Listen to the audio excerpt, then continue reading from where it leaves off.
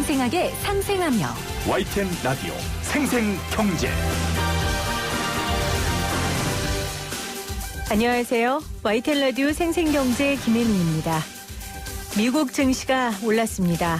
미국의 코로나 사망자가 지난 1월 첫 확진자 발생 이후 76일 만에 10,000명을 넘었는데요. 시장은 코로나가 정점을 찍었다고 판단한 것 같습니다. 게다가 트럼프 대통령은 터널 끝에 빛이 보인다며 백악관 브리핑에서 웃는 얼굴을 보이기도 했습니다. 글쎄요, 저는 증시가 오른 것도 이제 빛이 보인다라는 트럼프 대통령의 말보다는 코로나19로 목숨을 잃은 10,000명이 마음에 걸리더군요. 세계 최강국이라고 불리는 미국은 이번 코로나19로 빈틈을 많이 보였습니다. 치료는커녕 검사조차도 하지 못하고 속수무책으로 사망에 이른 환자도 많습니다. 그리고 아직도 현재 진행형입니다. 그래서 트럼프 대통령은 아직 웃으면 안 됩니다. 2020년 4월 7일 YTN 라디오 생생경제 지금 시작합니다.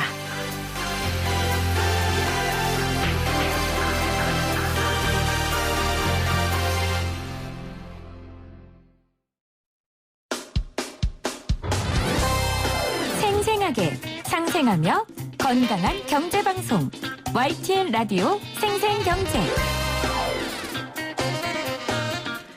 오늘 가장 뜨거운 경제 뉴스를 제일 생생하게 전해드리는 시간입니다. 코로나19로 자영업자와 소상공인분들 그리고 기업 모두 어려운 시간을 보내고 있지만 근로자들도 사실 매일매일 혼란스럽고 불안한 날들을 보내고 있습니다. 오늘 생생 인터뷰에서는 코로나19로 어려움을 겪고 있는 근로자 한 분을 만나보고요. 이어서 노무사와 함께 관련 이야기 나눠보도록 하겠습니다. 먼저 코로나19 이후 일방적인 근무 조정을 강요받았다는 노동자 한 분 연결해서 상황을 좀 들어볼게요. 경산에서 자동차 정비 일을 하시는 진인규 씨입니다. 진인규 씨 나와 계시죠? 네, 안녕하세요. 네, 안녕하세요. 경산이면 대구랑 아주 가까운데 대구 경북에서 확진자가 좀 주는 추세여서 좀 다행이긴 합니다. 어떻습니까? 네, 경산의 암양에 거주하고 있고요. 네. 경산에는 대학교도 많고 그다음에 대구의 지하철과 버스가 대중교통망이 경산까지 이어져 있고 그래서 대구 생활권이다 보니까 대구의 코로나19 상황과 거의 비슷하게 오르고 내렸는데 네. 다행히 특별 재난 지역으로 추가로 지정되었고 마스크나 항균 비누 같은 것도 지원을 잘 받고 있고 그다음에 앞서서 노력하시는 많은 분들 덕분에 현재는 어느 정도 안정된 상태입니다. 네. 어떤 일을 하십니까?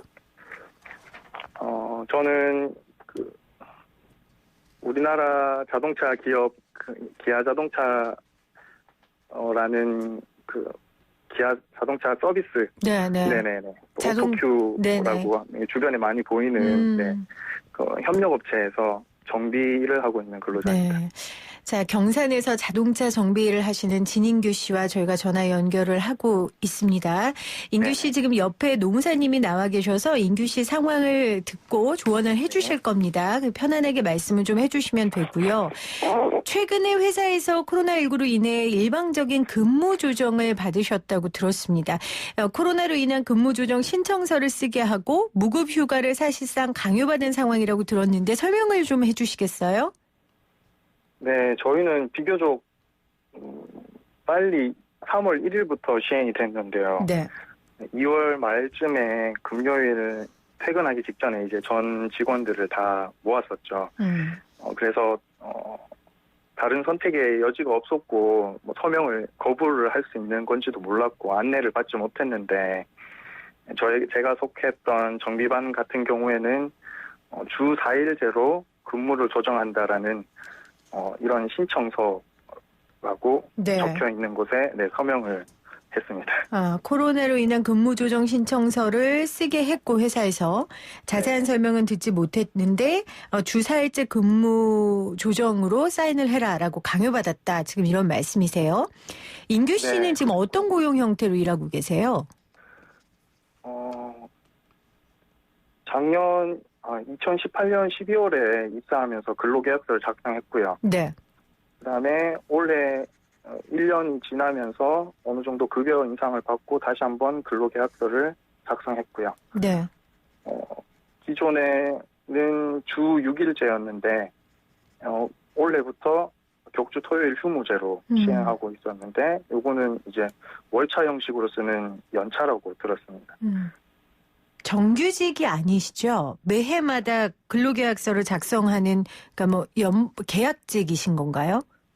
네, 그러니까 여기는 이제 기아자동차의 보증 수리나 리콜이나 사전 점검 같은 업무를 외주로 받아서 하는 네. 협력업체인데 네.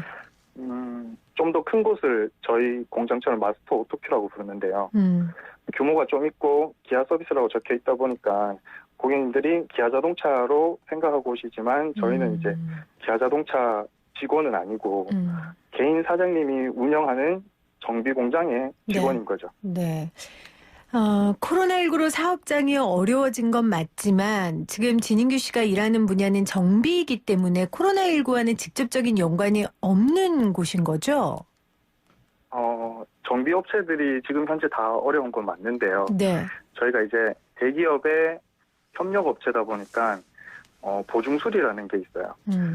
정비 업무가 이제 고객이 직접 비용을 부담하시는 일반 수리가 있고, 그다음에 기아 자동차에서 부담을 하는 보증 수리가 있는데, 네. 많은 엔진 리콜 수리나 그다음에 사전 점검 이런 보증 업무들 차량들을 저희가 불러드리거나 아니면 코로나19에도 불구하고 차를 관리하시는 분들은 늘 있거든요. 네.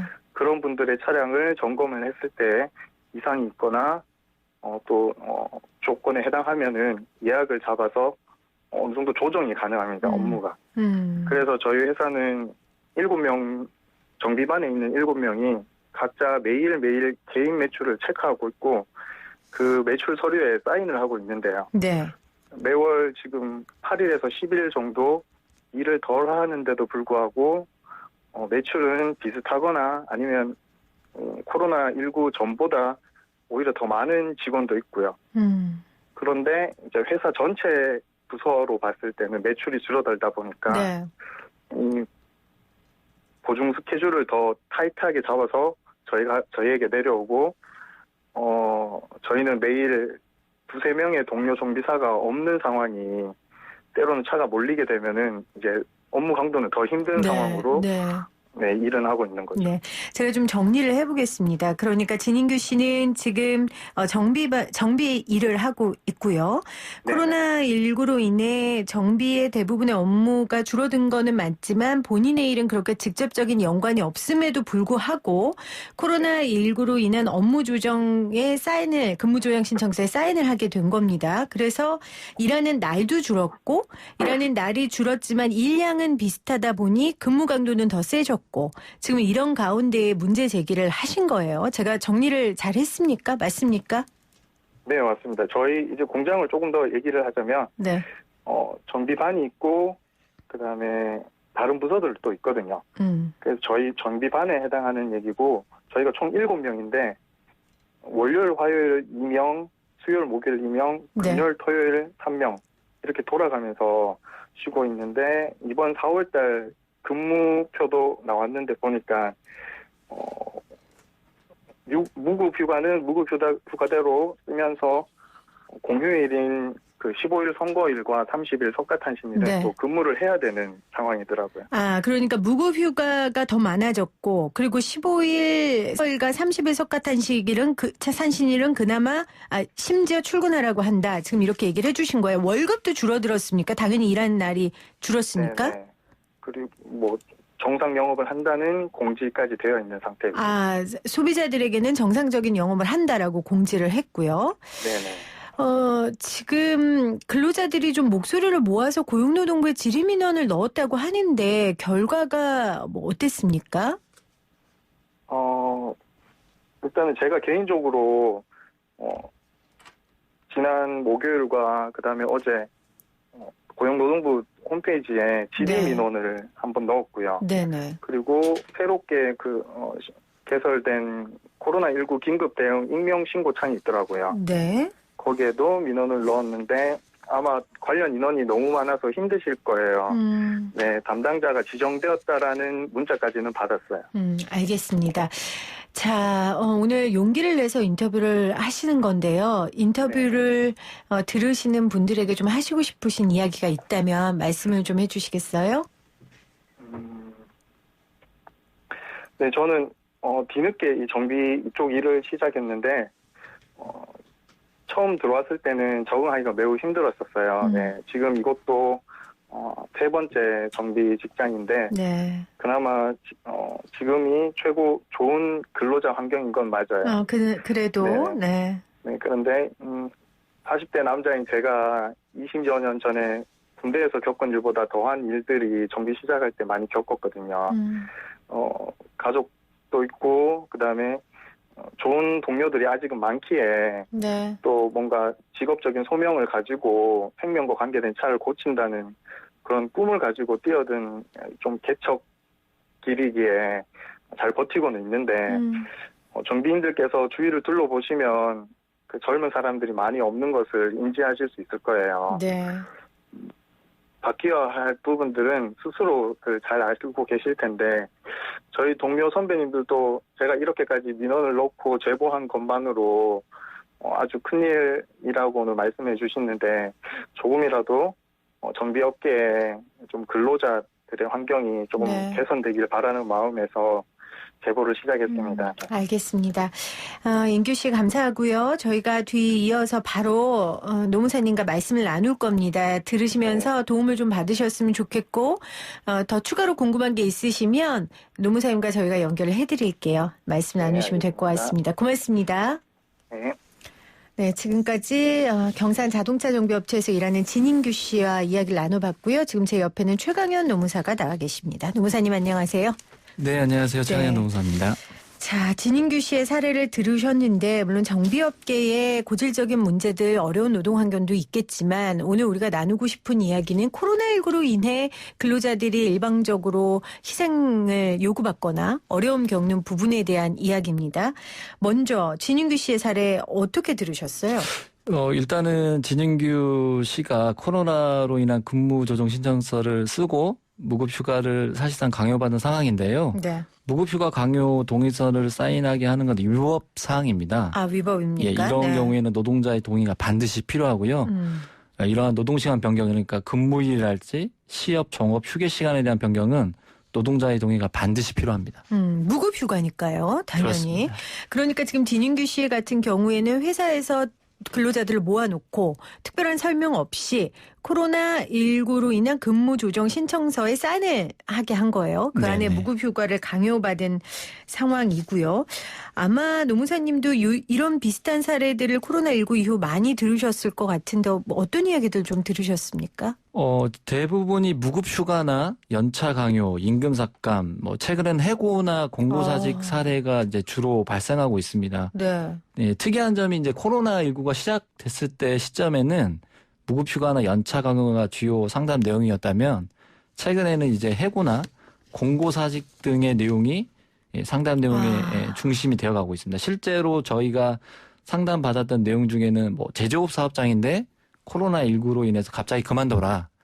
내가 미용실에서 일하고 있는데 일방적으로 해고 통보를 받았다거나 아니면은 게임 회사에서 일하고 있는데 저는 해고 통보를 지금 받은 상황이라고 합니다. 그래서 코로나19로 취업이나 이직이 되게 어려운 상황인데 네. 과연 우리가 지금 어디로 가란 말이냐. 그래서 되게 암담하다라는 심정을 밝히는 분들도 계셨습니다.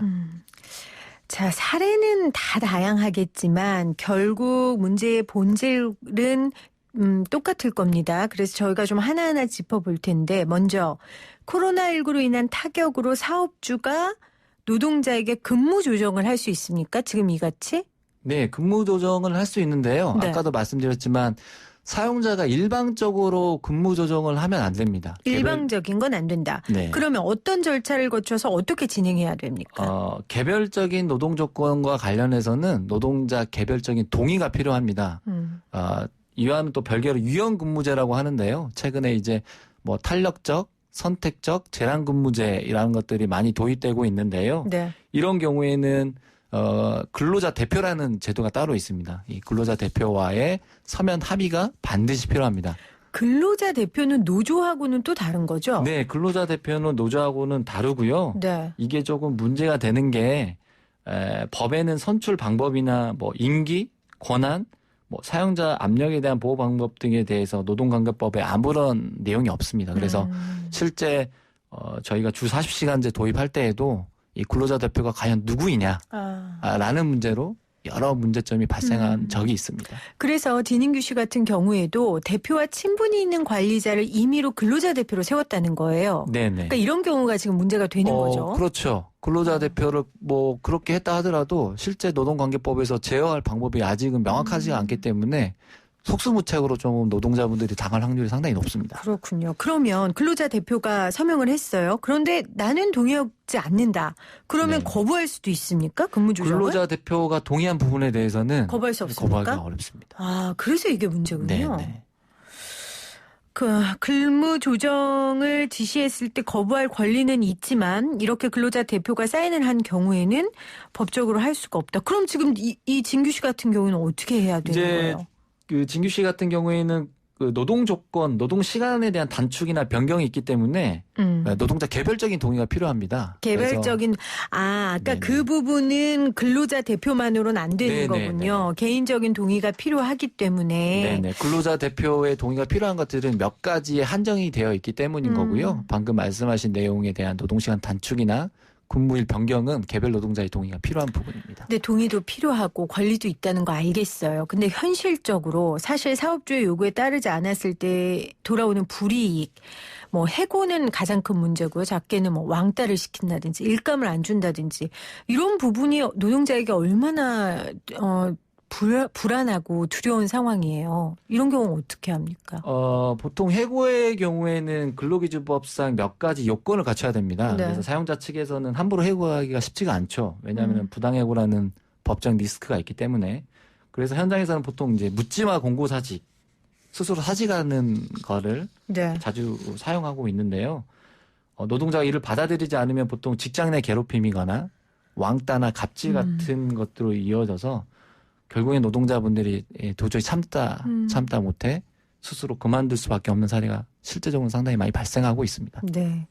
사실 진인규 씨가 굉장히 용기를 내서 지금 인터뷰를 하신 거거든요. 사실 저희 제작진들이 좀 걱정을 했어요. 괜찮으시겠냐 그랬더니 본인은 뭐 그만둘 생각으로 사직서 낼 생각으로 인터뷰한다. 네. 그런데 사직서 제출 후 한 달 후에 퇴사 가능이라는 회사 자체 규정이 있대요. 네. 그러니까 본인이 지금 당장 그만두고 싶어서 사직서를 내도 한 달 후에 퇴사할 수 있는 거고 네. 그렇게 되면 퇴사 직전에 무급 휴가로 조정당한 급여가 실업금액에 또 영향을 끼치니까 굉장히 네. 어려움을 겪을 것 같고 이게 근데 가능한 얘기입니까? 사직서 제출 후 한 달 후 퇴사 가능. 일단은 이거는 강제 노동이라고 볼 수 있을 것 같아요. 강제 노동이다. 네. 사직서를 냈다는 거는 고용관계가 종료가 됐다는 그렇죠. 건데 사용자가 와서 일방적으로 노동을 하라고 강요하는 거기 때문에 근로기준법에서 금지하고 있는 강제 노동에 해당한다고 볼 수 있을 것 같고요. 이런 회사 자체 규정이 있다 해도 네, 맞습니다. 그럼 효력이 없는 거예요, 없는 이런 거죠. 규정은? 네, 왜냐하면 근로기준법은 강행 규정이기 때문에